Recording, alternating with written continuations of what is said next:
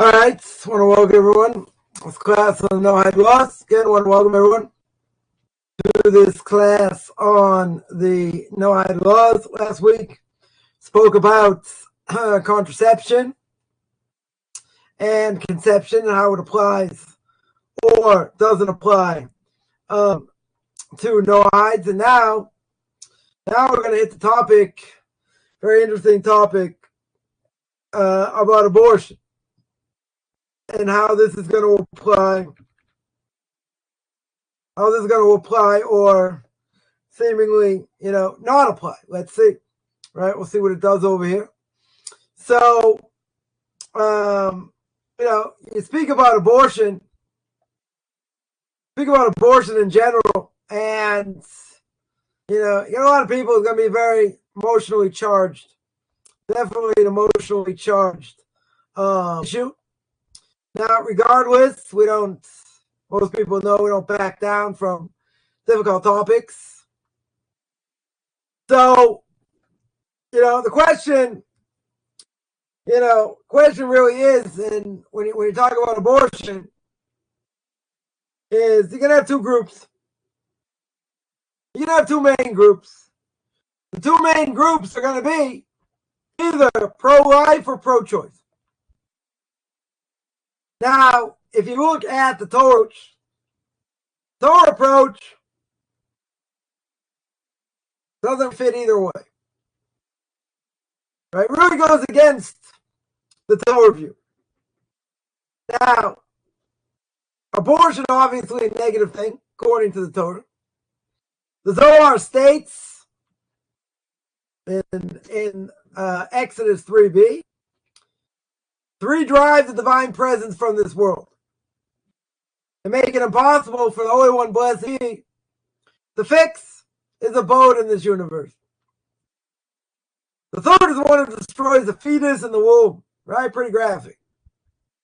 Because he destroys the craft of the Holy One, blessed be he, in his workmanship on account of these abominations, the Holy Spirit weeps. It's a pretty strong statement here. Pretty strong. That essentially you're destroying the craft of God, right? In its infancy. So the approach, obviously not so black and white. Now, the former CEO and Executive Vice President, Emeritus Orthodox Union, Rabbi Dr. Tzvi Hirsch Weinrib, described it like this. He says, actual practice, the view of abortion, very different, certainly from the conservative views of the church, from the liberal views of many Jewish groups, that's for sure. It's complex, depends on a variety of factors, right? It's not just, well, it's either this way or that way. Depends on a lot of factors. So you can't categorize the Torah as pro-life or pro-choice. It's kind of like making fun, so to speak, of this position. So here, how is this going to apply to Noahides in the Noahide Laws? Interesting enough, there's a lot to talk about. There are many things that, maybe not so clear, not so many sources. Here, we got a lot to talk about. Right? But the problem is, there's a lot here. Right? It's tremendous here to talk about, which, is well beyond the scope, what we're trying to do. Right? So, first of all, we're going to give a warning. Right? We're going to give a warning. Right? What is that warning? That warning is that if it's a practical question, you have to go to a competent rabbinic authority. You can't just decide on your own. If this is an issue, life and death, who's going to decide if it's life or death, rabbis? Those, though, have to be expert in the Noahide Laws.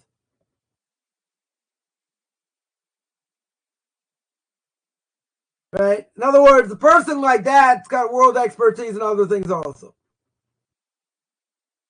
Right? But they have to know the Noahide laws. You can't just know what to do for a Jew. You gotta know what to do for you have to know what to do for a non-Jew, right? As well. Now, why does abortion play a role over here? Why is it considered murder? Right? I mean, that's what it is. Right? It's category of murder within the Noahide laws. That being true, according to Jewish law, also forbidden. Right? It's going to be forbidden over here. Now, the source is going to be different. Mission is going to be different over here. Right? So different. It's, the question is it possible to come to a conclusion killing a fetus not murder for Noah? Right? A person could come to such a conclusion. Comes on the Gemara, the Talmud, no. In the name of Rabbi Yishmael, Sanhedrin 57b, says like this. From Genesis chapter 9, verse 6, we've quoted this a number of times. One who spills the blood of man, by man shall his blood be spilled. Now, look at it in Hebrew, right? There's a little bit strange, the construction. Because it says, Shofech damam ba'adam damo yishafech. It's ambiguous. Right? You can take a common two possible cases. You could say, Shofech dama adam, right? The blood, one of the spill out of a person, comma. Ba'adam yishafech. And then the person's going to pay the price. His blood's going to be spilled. Right? So that would make sense according to what we said before. But there's another way to learn it. Give a totally different meaning. Right? We could say, Shofech dama adam ba'adam. The one who spills the blood of a person. Ba'adam. What does ba'adam mean? Within a person, i.e. a fetus. His blood shall be spilled. Could learn it that way. For that, the Gemara says, they, the sages, said in the name of Rabbi Yishmael, Noahides are going to be liable for killing a fetus. What's the reason for Rabbi Yishmael? Because it states in the verse, one who spills the blood of a person who's within a person. Right? Second way we learn the verse, his blood shall be spilled. Who's a person within a person? Fetus. Right? You would answer it's a fetus. And the halacha is, here we go, like Rabbi Yishmael. Right, comes Rambam, the Laws of Kings, chapter 9, halacha 4. Gentile slays any soul, even a fetus in his mother's womb, is executed as penalty for death. Bottom line, death penalty. Right, it says in a number of tractates. Number of different tractates. Now, what's the $1.5 million question? I should really say the $2 million question because I always up the ante. And that is, when is abortion prohibited? When is it forbidden? So the question is, what's considered life? How do we determine, according to the Torah, what's considered life? Now, what's the most important, maybe not the most exclusive issue over here? Because the Talmud tells me in a number of places, the embryo does not have the status of a fetus or a living being during the first 40 days following conception. So an embryo, at that time, is called my mama. Only fluid. And this halacha, you go according to a general principle of Torah law, and that is, we're not interested what you could see or not see under a microscope. You're going to say, but that's nothing. It's not a human. We're not interested. We're not interested in what's barely visible or not. We don't care. So even though it's at the early stage of development. Right? The embryo itself has no halachic practical existence. Therefore, if a Jewish woman would miscarry, she doesn't become impure. She's not subject to the laws of impurity. If you look at the laws of impurity in Leviticus chapter 12, verses 2 to 5. In other words, if it's really a live entity, why isn't she impure? So the spiritual impurities, we're going to call it spiritual cookies, for lack of a better term, that are associated with corpses, are not assigned to a married embryo at this stage. Right? Very interesting. Very interesting. It doesn't make someone impure. Right? If it doesn't make someone impure, then I'd say it's not a person. Right? But the fact allows for the possibility of abortion during the first 40 days. Right? That's catch-22. You tell me it's nothing, it's water, right? It's only fluid. What are you telling me over here? If it was a real person, then aren't there purity and impurity over here? That doesn't apply. Right? Doesn't have the status. Right? Doesn't have that status as an embryo. Nonetheless, right? Nonetheless, you're not allowed to abort it in the first 40 days. However, and there's always a but, not so simple. One of the great rabbis, the Bir HaHalachos Gedolos, the Bahag, one of the earliest, most important codes of Jewish law, rules that a Jew may transgress Shabbos for the sake of saving an unborn life, even during his first 40 days. Right? The Ramban brings this down. Nachmanides and towards the Adam, the Gate of Danger, chapter 2, 29. Also, the Rosh Rabbeinu Asher Nisim also explain this as well. So comes along the Bahag, the Bir HaHalachos Gedolos, and he says the embryos of enough, considered enough of a life to transgress Shabbat. That's pretty bad. That's pretty severe. Let's say better. That's unbelievably severe. You're going to say, come on, it's only fluid. It's only fluids, right? If it's only fluid, how can you transgress Shabbos? Because there's enough of an entity. It's alive enough. But according to the Torah, different purposes.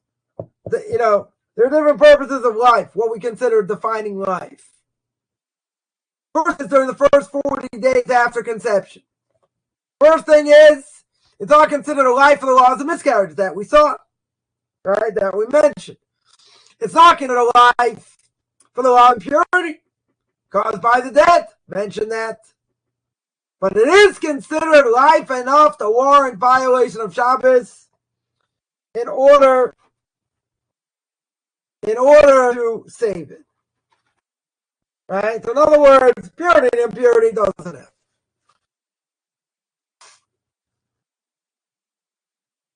It's not considered a life for miscarriage. We're going to ask, where's this threshold for the sake of prohibition of abortion? So, like most things, there's a huge discussion. Some rabbinical authorities say, if we're permitted to violate Shabbos to save the embryo, it must be prohibited at the point to abort the embryo.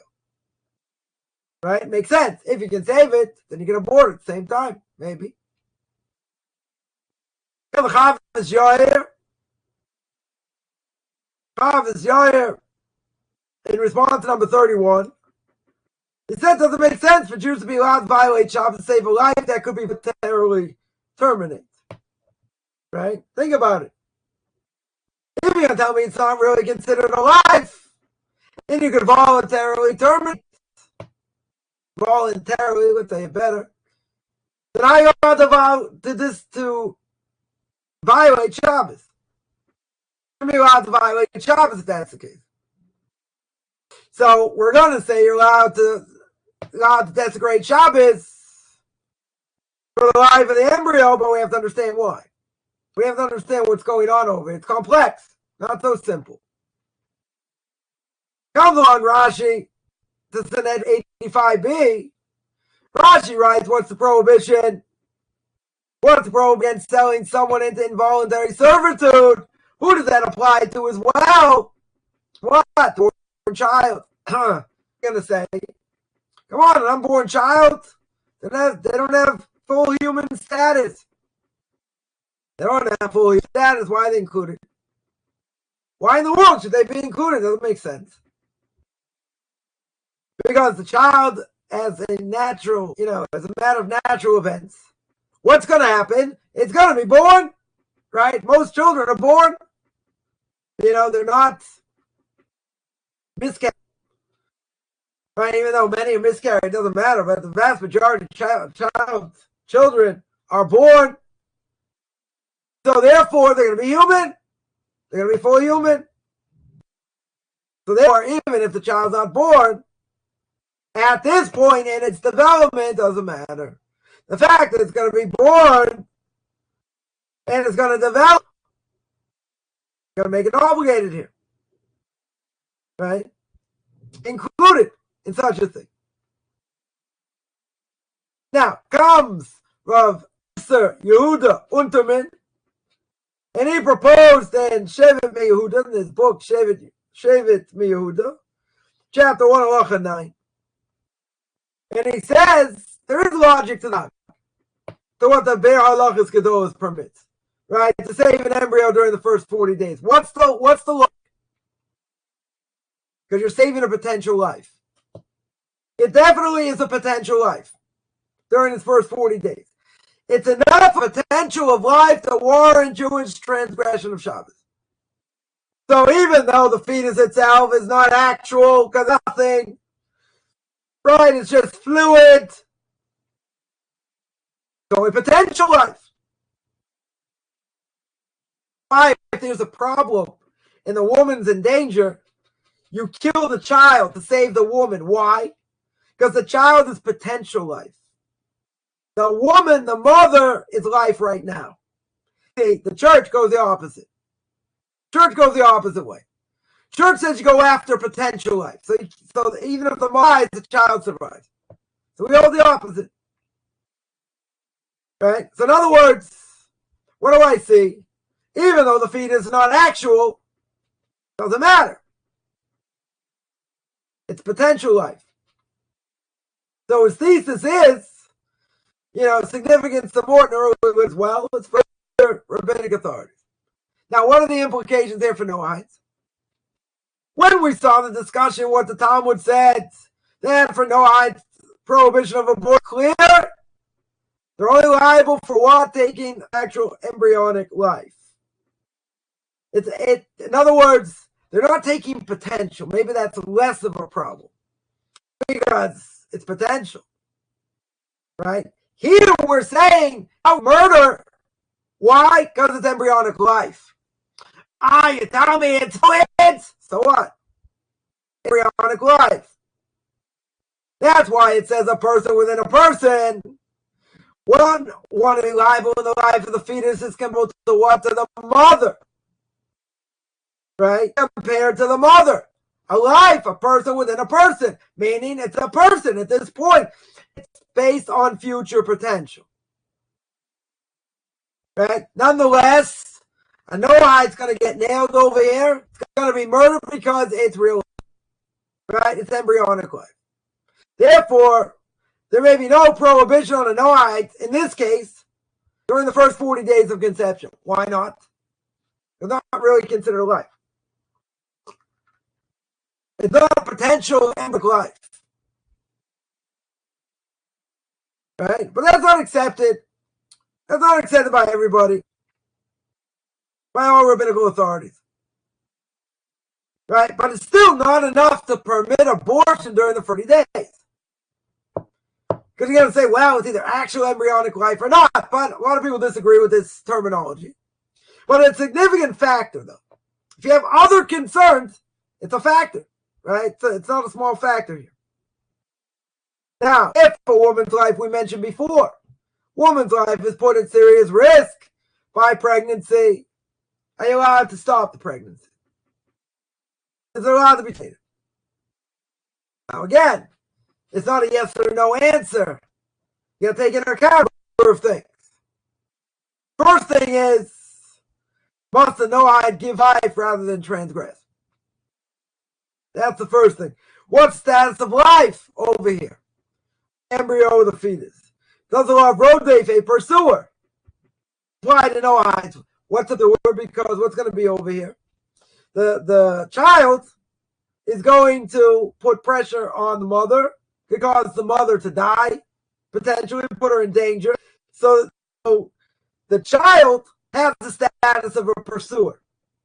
Question is, does that apply to Noahide? Certainly the truth it applies. Doesn't apply, the question is, does it apply to Noahide?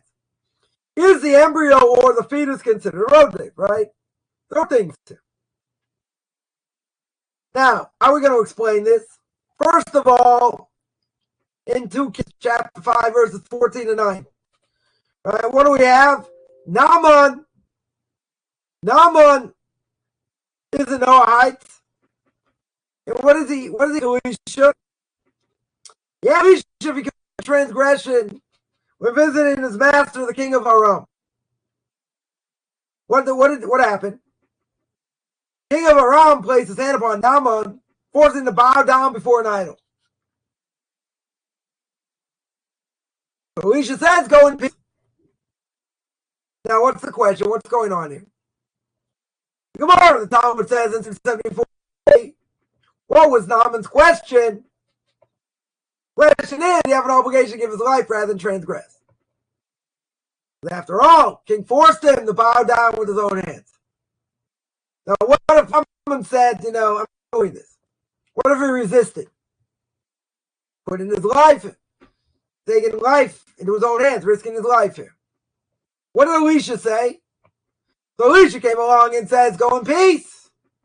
What does go in peace mean? Didn't do anything wrong. Zero. Now, what's this incident talking about? Idolatry. One of the, a huge transgression over here.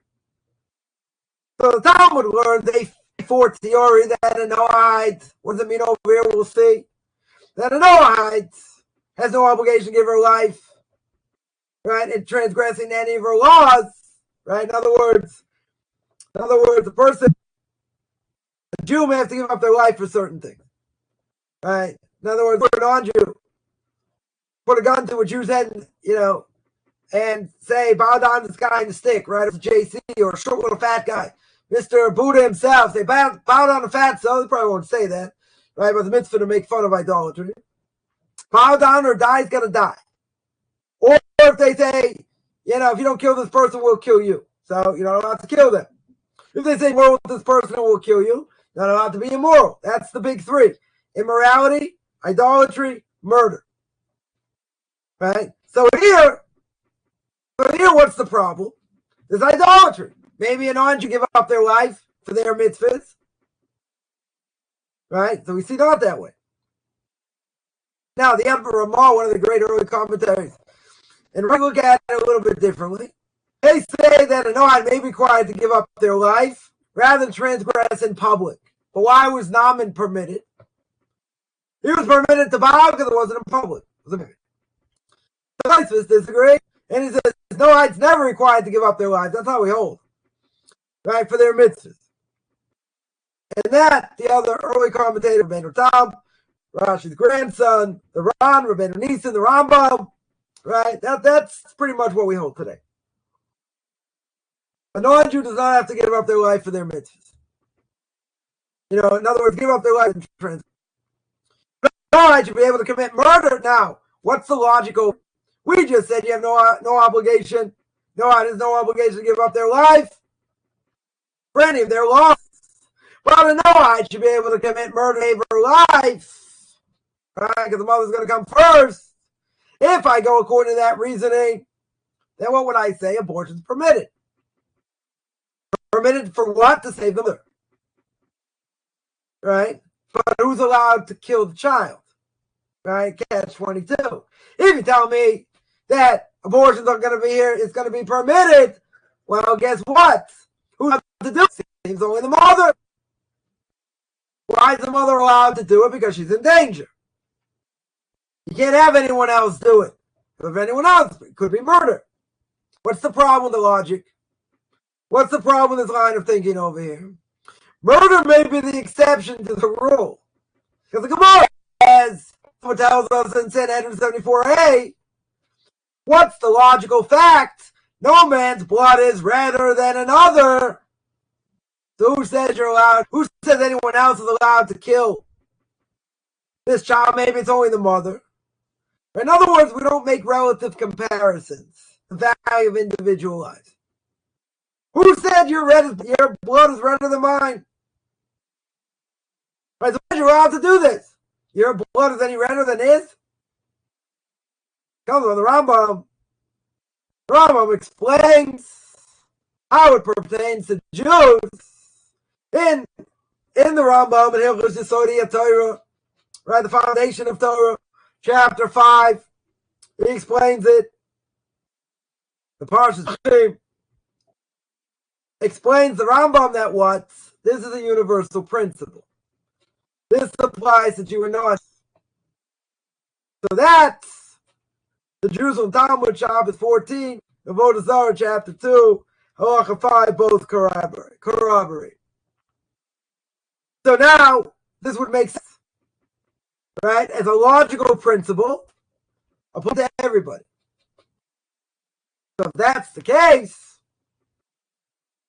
a woman should be allowed to abort fetus to save her own life.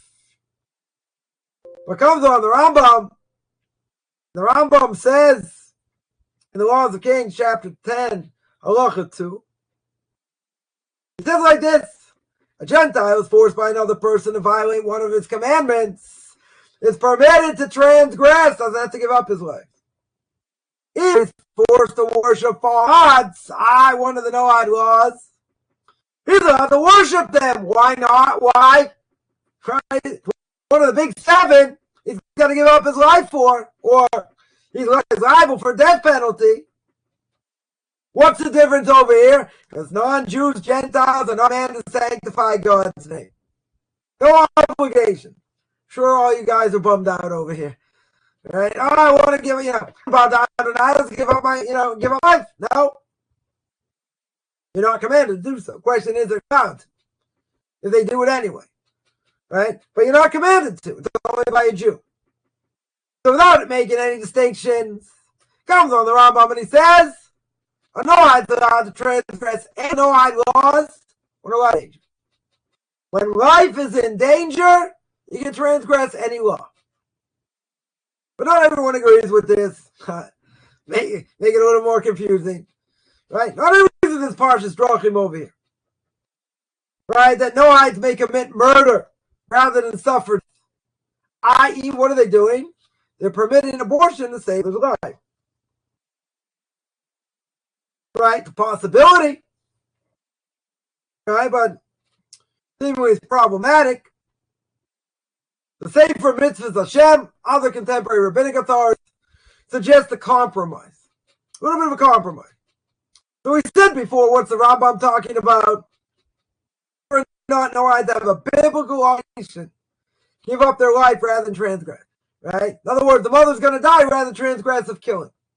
Right? Killing the child. So this is why he said Gentiles are not commanded to sanctify God's name. Comes on the Rambam and the laws of foundation of Torah. Teaches there's a logical yet non-biblical reason for Noahides to give their lives rather than transgress murder.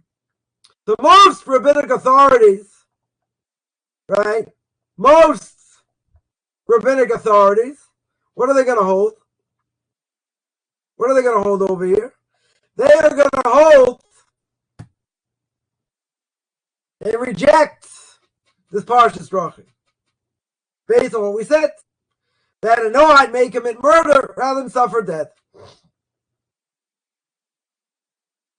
So, Many, though, agree with the Parshas Drachim whether or not a Noahide may die, is obligated to die rather than commit murder.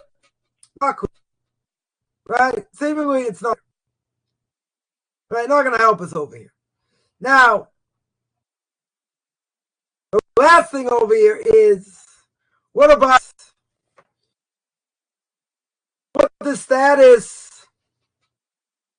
What about the status of a rodent? Right? The status of this idea is of a person, because it tells me, Exodus chapter 22, verse 1, if a burglar is found tunneling into a home because they didn't have floors made out of wood, so he could tunnel into your home, and it's discovered and killed, no liability. Right now, the Gemara explains Sanhedrin 72a, what's going on, what's the case. The assumption is the thief is armed, and he poses an imminent danger, immediate danger over here, to the residents of the house. It comes on Sanhedrin 73a, you have further verses allowing even encounter killing of one who poses immediate danger. That's known as the law of Prohibited, someone who's a pursuer, right? Let's understand. Right? If a person that endangers the life of another can cause one to kill them, however it is. Right? Meaning, person dug into your house. Most likely he's armed. He knows that you are going to defend your house. So basically he forfeits his life. He's already a dead man. He's just lacking burial over here. You have a right to kill him. 100% while he's in your house. If he's outside your house, you can't. Right? That's the difference of opinion. You're running after him, and he goes out of the house. There are two opinions in Jerusalem Talmud. One opinion says you still have to go after him because he's already a dead man. You can go in. Others say you're not. I say you're not allowed to because it's a specific time. He has to be in your house. Not in your house, not. So if he's endangering life, guess what? You can stop him any way you need to. Right? There was a case a number of years ago. Japanese exchange was staying at someone's house. And he came back, door was locked, got locked out. So he tried to climb through the window. Owner of the house thought he was the thief. He shot him and killed him. The whole big controversy. Whole big controversy. Right? According to us, he didn't do anything wrong. Right? Might not have done anything wrong. Person coming in the house, you think he's armed. You don't have to ask him. You're going to ask him. By the way, what are you doing here? You're not going to ask him over here. No question about it, you're not going to ask. You should first ask questions. So now you're going to ask the question, though, does this apply to Noahide? Does the status of a rodef pursuer, does it apply to Noahide? Not only that, in the case of pregnancy, where the woman is endangered by the fetus, for a Noahide, is that fetus a rodef? So the Talmud 57a in Sanhedrin, what's the assumption? Assumption is the law of rodef does apply. 100%. It's going to apply.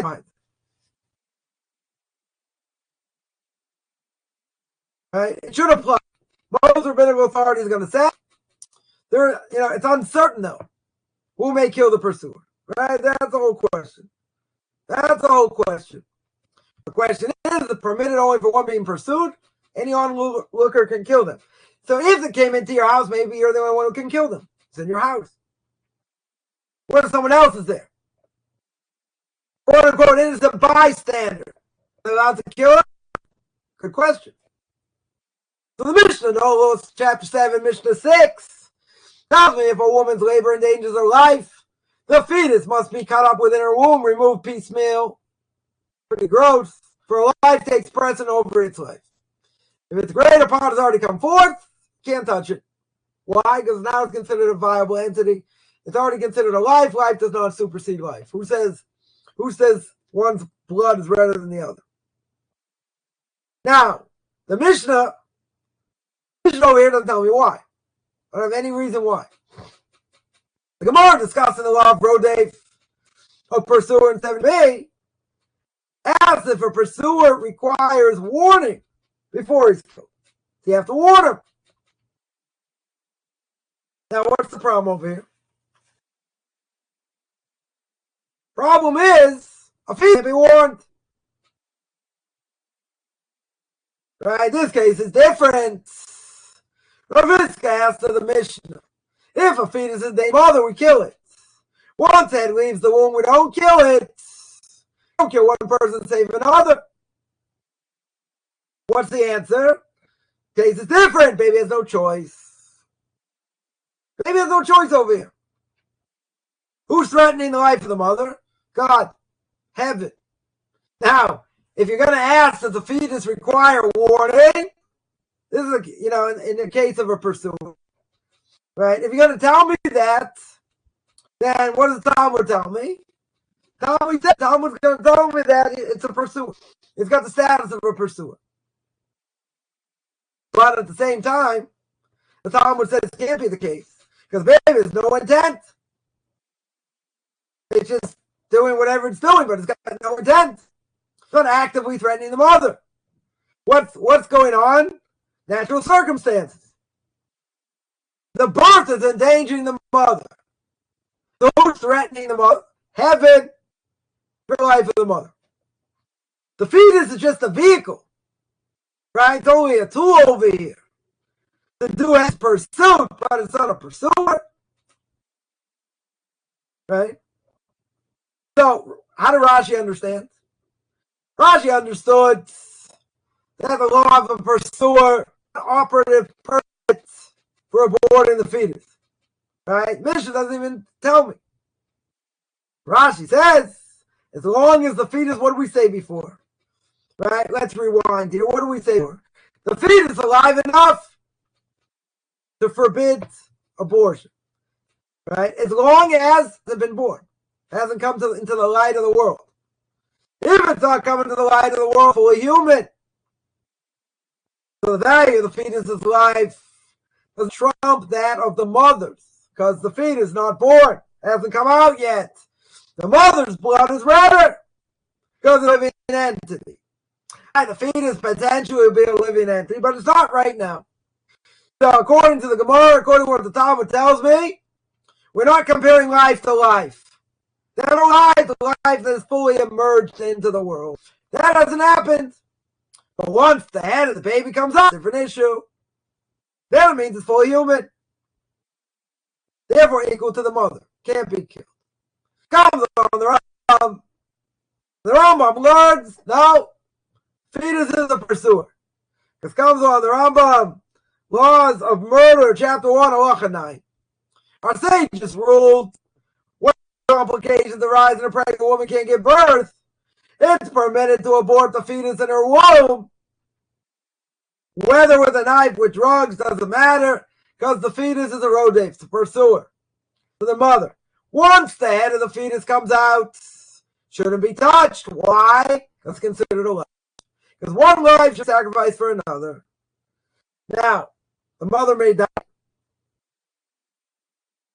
If that is true, well, that's the way of the world. Right? That's the way of the world, the Rambam says. Because once it comes out, you can't say, this blood is redder. They make such a statement.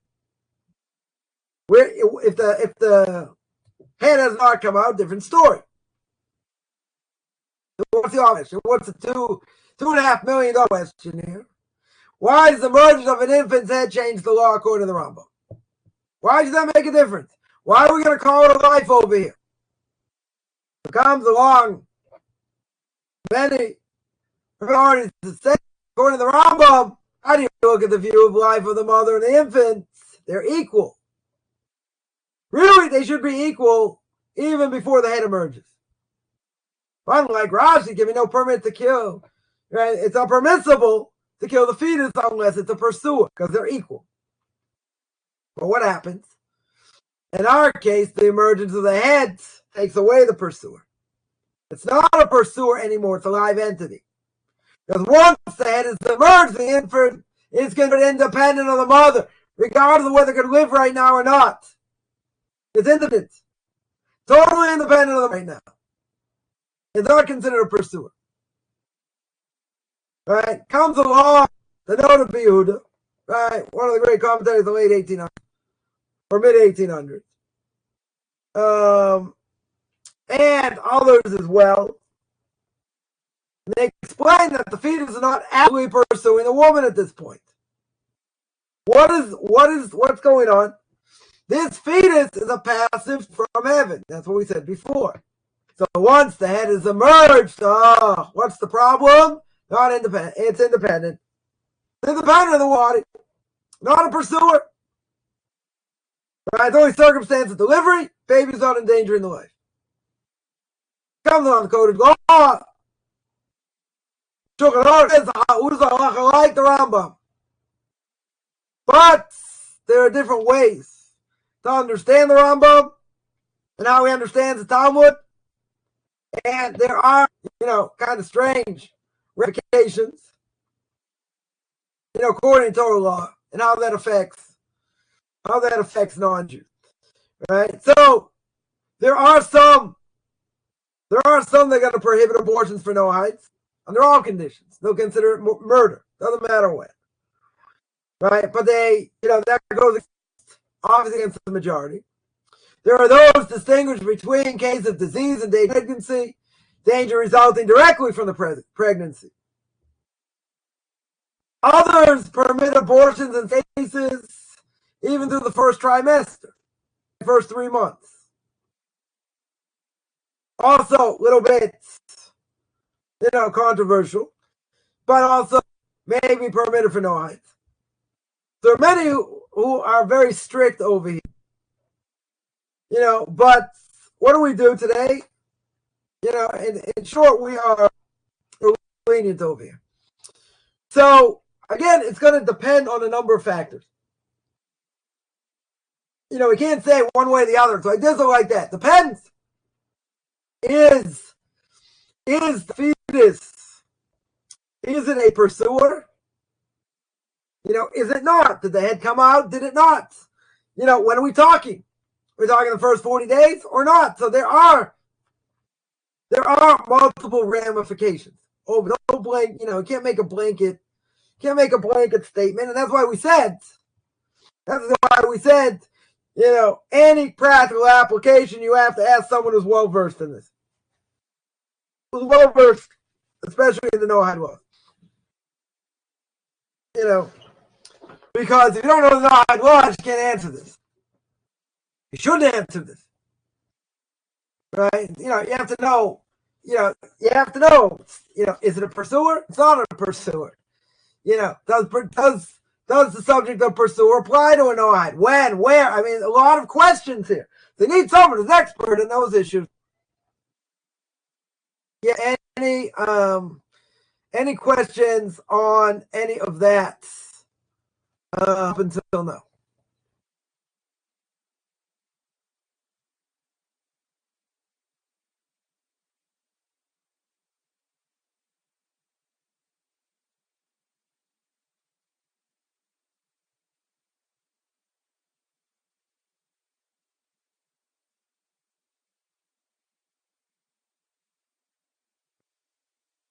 Yeah, Dreyer points out, definitely touchy subject.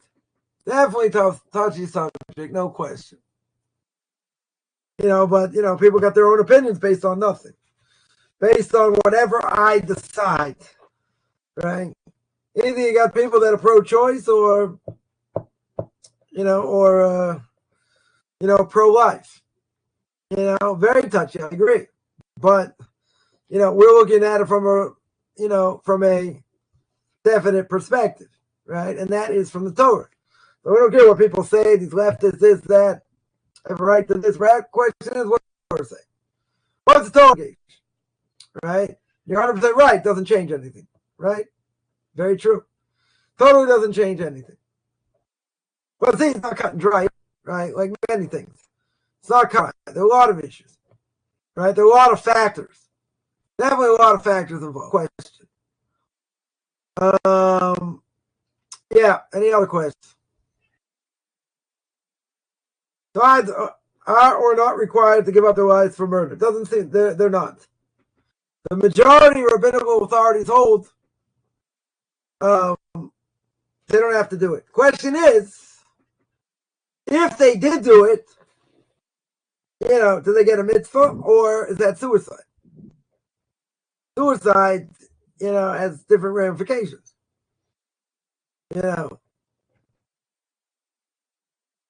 Or just the same for Jews as non-Jews. For a Jew, okay, he's not buried in a Jewish cemetery, doesn't get up a resurrection of the dead.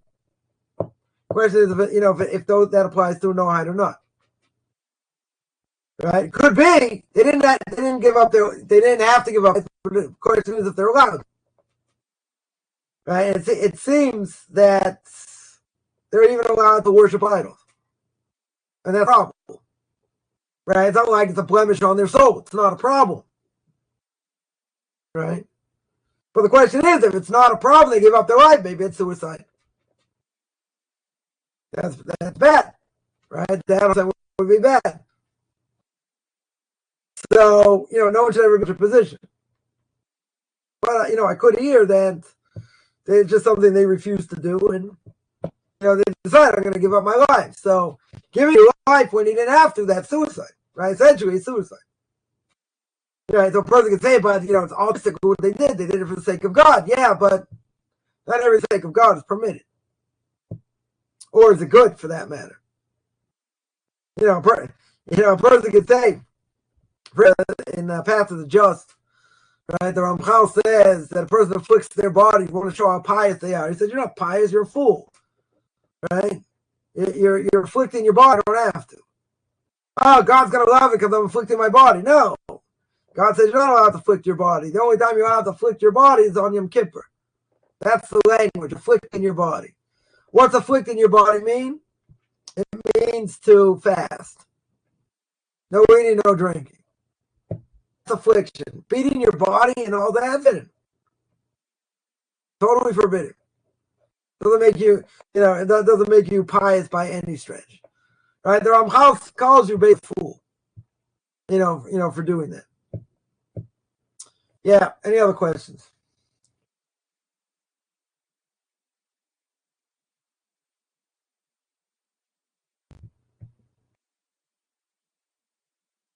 Is they do there's no class next week? Yes.